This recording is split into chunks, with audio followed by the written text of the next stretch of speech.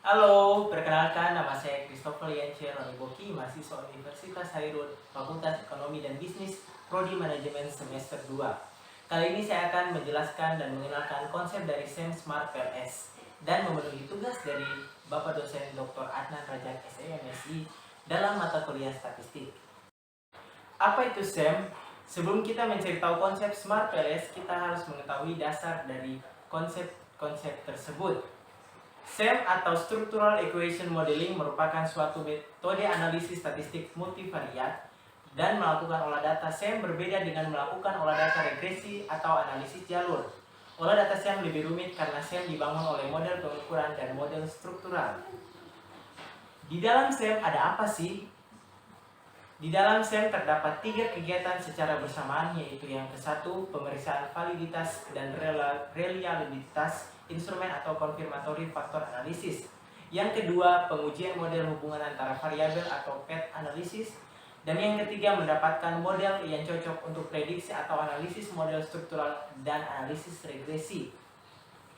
Sebuah pemodelan lengkap pada dasarnya terdiri dari model pengukuran atau measurement model dan struktural model atau casual model. Model pengukuran dilakukan untuk menghasilkan penilaian mengenai validitas dan validitas diskriminan. Sedangkan model struktural yaitu pemodelan yang menggambarkan hubungan-hubungan yang dihipotesakan. Untuk melakukan olah data SEM dengan lebih mudah dapat menggunakan bantuan software statistik. Saat ini sudah tersedia berbagai macam software untuk olah data SEM, diantaranya ada Lisrel, Amos, dan Smart PLS. Udah paham tentang SEM? Smart PLS itu apa sih? Smart PLS adalah aplikasi olah data yang menggunakan software komputer dan digunakan untuk menganalisa data dengan pendekatan variance based SEM atau biasa disebut dengan partial least square atau lebih dikenal dengan PLS. Maka dari itu, untuk menggunakan perhitungan melalui pendekatan tersebut, banyak yang menggunakan aplikasi Smart PLS. BTW, PLS itu apa? PLS adalah partial least square atau yang disingkat dengan PLS adalah sejenis analisis statistik yang kegunaannya mirip dengan SEM. Di dalam analisis convergence, oleh karena mirip SEM, maka kerangka dasar dalam PLS digunakan adalah berbasis regresi linear. Jadi apa yang ada dalam regresi linear juga ada dalam PLS. Partial least square atau PLS bisa digunakan untuk menangani banyak variabel respon serta variabel explanatory sekaligus. Beberapa kelebihan dari software Smart PLS yaitu antara lain, yang satu, Smart PLS atau Smart Partial Least Square adalah software statistik yang sama tujuannya dengan Lisrel atau Amos, yaitu untuk menguji hubungan antara variabel. Yang kedua, pendekatan Smart PLS dianggap powerful karena tidak mendasarkan pada berbagai asumsi. Yang ketiga, jumlah sampel yang dibutuhkan dalam analisis relatif kecil, sehingga penggunaan Smart PLS sangat dianjurkan karena jika kita memiliki keterbatasan jumlah sampel sementara model yang dibangun kompleks. Hal ini tidak dapat dilakukan ketika kita menggunakan kedua software di atas seperti Lisrel dan Amos karena membutuhkan banyak kecukupan sampel. 4.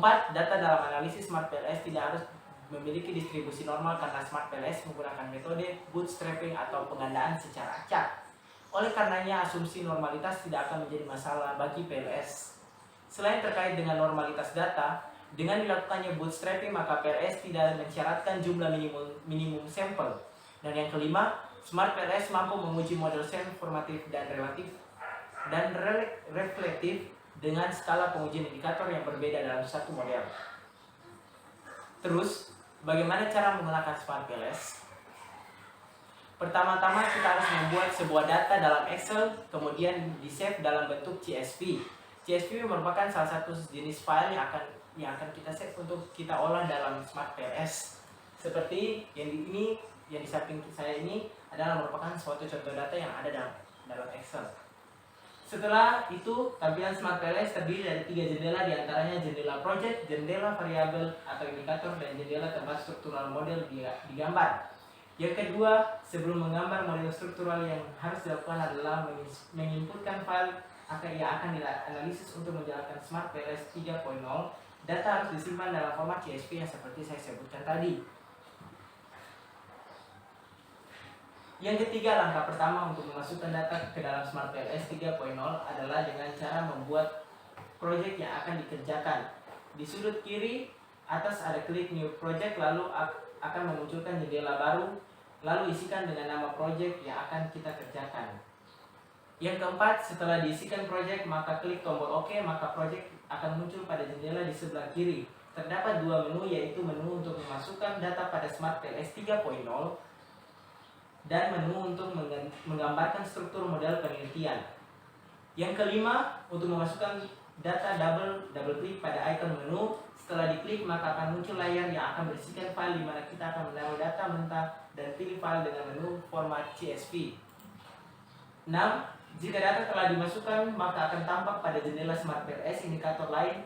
Jika data sudah masuk ke dalam Smart PLS secara sempurna adalah ikon warna hijau, yang berarti data sudah komplit. Tetapi jika ikon berwarna kuning, maka maknanya data yang ada masih mengandung missing value atau belum sempurna.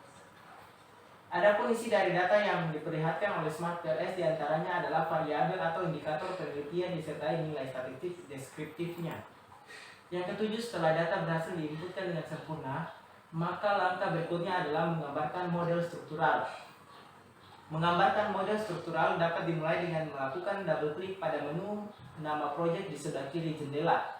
Setelah diklik, akan muncul tab baru di bagian kanan atas. Yang kedelapan, jika tampilan sudah seperti poin 7, maka model struktural siap untuk digambar. Dalam menggambar, gunakan dua ikon, yaitu latent variable dan connect. Dengan cara itu, klik latent variable, lalu klik pada bidang gambar dan seterusnya lakukan hal yang sama sesuai jumlah latent variable. Lalu untuk menghubungkan pola hubungan gunakan icon connect. Yang kesembilan, untuk memasukkan observe variable ke dalam latent variable, maka cukup mendrag atau menarik satu persatu observe variable yang ada pada layar sebelah kiri bawah ke dalam bidang gambar disesuaikan dengan pasangan latent variabelnya. Yang ke-10, jika observe variable sudah dimasukkan ke dalam latent variable, maka model berubah menjadi biru seperti gambar yang ada di saat ini.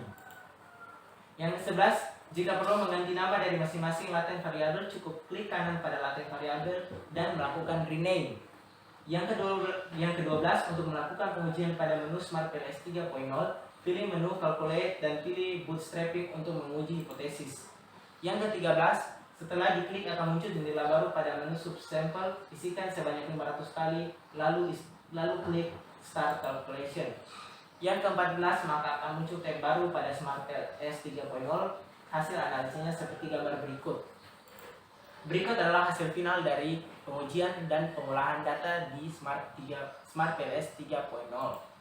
Demikianlah seluruh resume dan presentasi saya pada hari ini. Apabila ada kesalahan kata, pengurangan kata, atau penyebutan kata yang salah, ataupun materi saya yang kurang, mohon maaf, dan sekian dan terima kasih.